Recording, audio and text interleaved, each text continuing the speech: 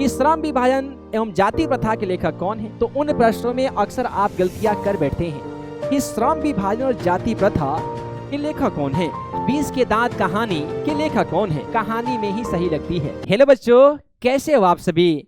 आज का यह वीडियो उन बच्चों के लिए काफी ही ज्यादा महत्वपूर्ण होने वाली है जो बिहार बोर्ड से 10वीं कक्षा का हिंदी का पेपर देने वाले हैं।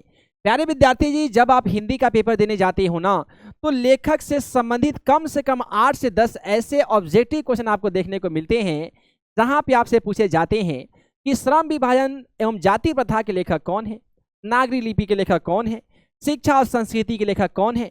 तो ऐसी स्थिति में यदि आप उस लेखक का नाम याद नहीं किए रहते ना, तो उन प्रश्नों में अक्सर आप गलतियां कर बैठते हैं। लेकिन आज के इस वीडियो को जो भी बच्चे शुरू से अंत तक देख लेंगे ना, तो मात्र 7 से 8 मिनट की इस वीडियो के लेक्चर में आप पाओगे कि संपूर्ण चैप्टर के लेखक का नाम आप इजी वे में प्यारे बच्चे ट्रिक के माध्यम से याद कर सकते हो। तो आइए बिना समय गवाए आज की इस मजेदार सी सेशन के अंदर आपको ट्रिक के माध्यम से लेखक का नाम बताते हैं। देखिए, हमारे गोधूली का सबसे पहला चैप्टर है जिसका नाम है श्रम विभाजन और जाति प्रथा। मान लेते हैं एग्जाम पेपर में ये क्वेश्चन देखने को मिलता है कि श्रम विभाजन और जाति प्रथा के लेखक कौन है। हमें नहीं पता है तो कैसे याद करेंगे?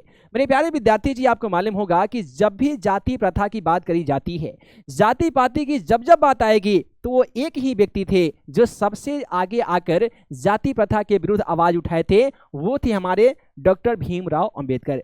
या आप इसे ऐसे भी याद कर सकते हो प्यारे बच्चे कि श्रम का मतलब होता है श्रमिक अर्थात मेहनती। सबसे अधिक मेहनती कौन थे? तो वो थे बाबा साहब डॉक्टर भीमराव अंबेडकर। दलित महार जाति में जन्म लेने के बावजूद भी अपने संघर्ष एवं मेहनत के बल पे इन्होंने संविधान को निर्माण करने का काम भी किया था। तो इस प्रकार से आप याद कीजिएगा कि जहां पे श्रम की बात करी जाएगी, जाति प्रथा की बात करी जाएगी, तो उस लेखक का नाम होगा डॉक्टर भीमराव अंबेडकर। 20 के दांत, आपसे पूछा जाता है कि 20 के दांत कहानी के लेखक कौन है। तो बच्चों, एक चीज हमेशा याद रखना कि 20 के दांत अर्थात जिस भी जीव जंतु के दांत में विष होता है, ऐसे जीव जंतु कहाँ पाया जाता है? तो आप कहोगे सर जी, सांप के दांत में विष होता है और ये पाया जाता है नाली में। अर्थात नाली से याद रखना, नौ से नाली, नौ से नलिन विलोचन शर्मा। और यह जो बात है कहानी में ही सही लगती है। दूसरा चैप्टर है हमारा कि भारत से हम क्या सीखे। तो मेरे प्यारे विद्यार्थी जी, याद रखना कि भारत से ना हर लोग मूल चीजों को सीख लेकर चला जाता है।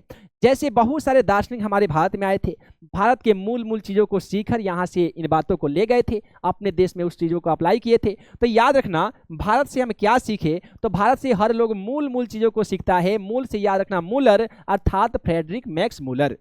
उसके बाद में अगला चैप्टर है नाखून क्यों बढ़ते हैं। तो मेरे प्यारे विद्यार्थी जी, याद रखना नाखून। हेलो बच्चों, कैसे हो आप सभी? आज का यह वीडियो उन बच्चों के लिए काफी ही ज्यादा महत्वपूर्ण होने वाली है जो बिहार बोर्ड से 10वीं कक्षा का हिंदी का पेपर देने वाले हैं। प्यारे विद्यार्थी जी, जब आप हिंदी का पेपर देने जाते हो ना, तो लेखक से संबंधित कम से कम 8 से 10 ऐसे ऑब्जेक्टिव क्वेश्चन आपको देखने को मिलते हैं जहां पे आपसे पूछे जाते हैं कि श्रम विभाजन एवं जाति प्रथा के लेखक कौन है, नागरी लिपि के लेखक कौन है, शिक्षा और संस्कृति के लेखक कौन है। तो ऐसी स्थिति में यदि आप उस लेखक का नाम याद नहीं किए रहते ना, तो उन प्रश्नों में अक्सर आप गलतियां कर बैठते हैं। लेकिन आज की इस वीडियो को जो भी बच्चे शुरू से अंत तक देख लेंगे ना, तो मात्र 7 से 8 मिनट की इस वीडियो के लेक्चर में आप पाओगे कि संपूर्ण चैप्टर के लेखक का नाम आप इजी वे में प्यारे बच्चे ट्रिक के माध्यम से याद कर सकते हो। तो आइए बिना समय गवाए आज की इस मजेदार सी सेशन के अंदर आपको ट्रिक के माध्यम से लेखक का नाम बताते हैं। देखिए, हमारे गोधूली का सबसे पहला चैप्टर है जिसका नाम है श्रम विभाजन और जाति प्रथा। मान लेते हैं एग्जाम पेपर में ये क्वेश्चन देखने को मिलता है कि श्रम विभाजन और जाति प्रथा के लेखक कौन है। हमें नहीं पता है तो कैसे याद करेंगे? मेरे प्यारे विद्यार्थी जी, आपको मालूम होगा कि जब भी जाति प्रथा की बात करी जाती है, जाति पाति की जब जब बात आएगी, तो वो एक ही व्यक्ति थे जो सबसे आगे आकर जाति प्रथा के विरुद्ध आवाज उठाए थे। वो थे हमारे डॉक्टर भीमराव अंबेडकर।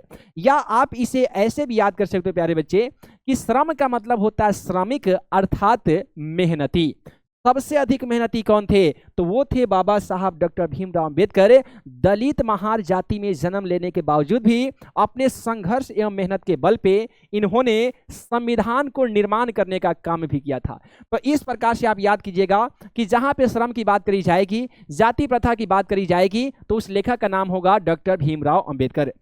20 के दांत, आपसे पूछा जाता है कि 20 के दांत कहानी के लेखक कौन है?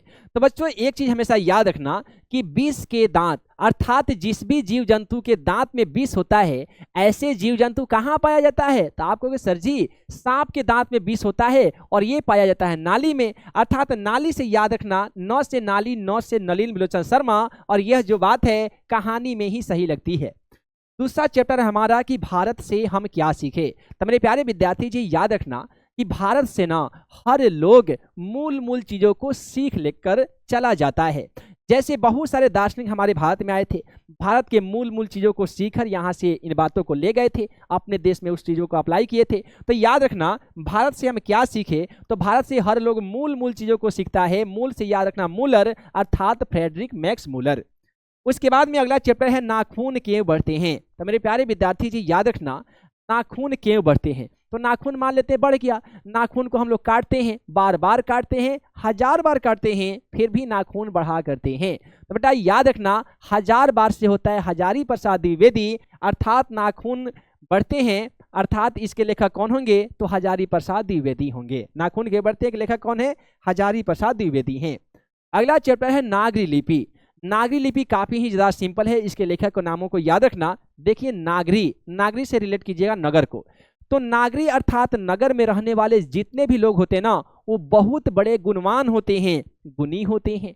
तो गुणवान से याद रखना गुणाकर मूले, अर्थात नागरी लिपि के लेखक कौन है? तो गुणाकर मूले जी हैं।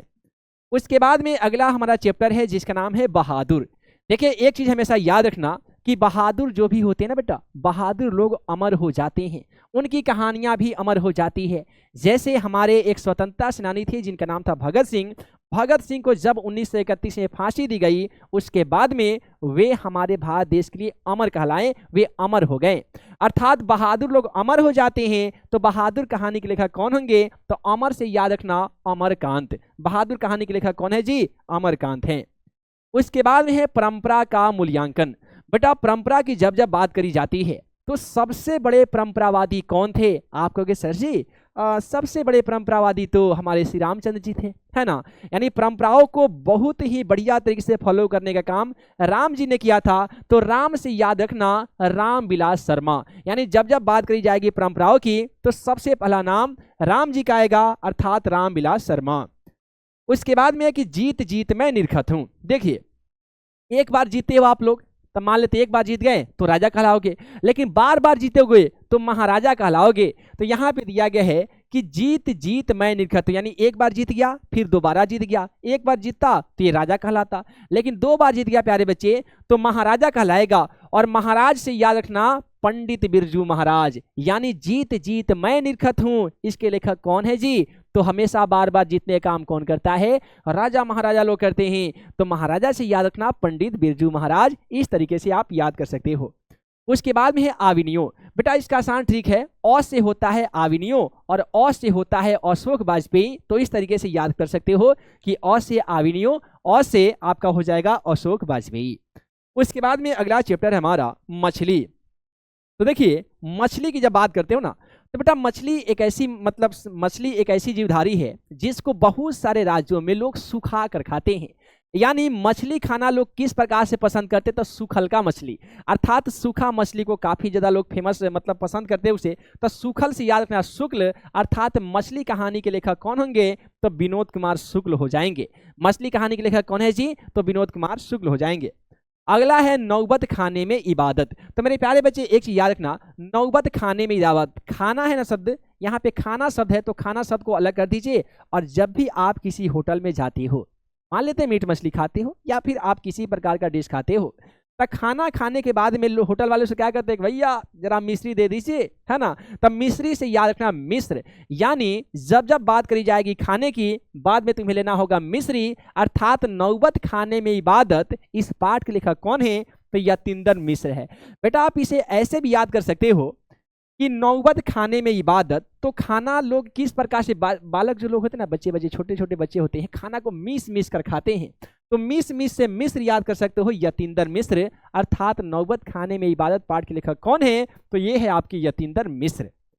उसके बाद में अगला हमारा चैप्टर है शिक्षा और संस्कृति। मेरे प्यारे विद्यार्थी जी, जब बात करी जाती है शिक्षा की, हमारी भारत की संस्कृति की, सभ्यता की, तो एक ही व्यक्ति है जिनको हम और आप भारत के राष्ट्रपिता के रूप में जानते हैं।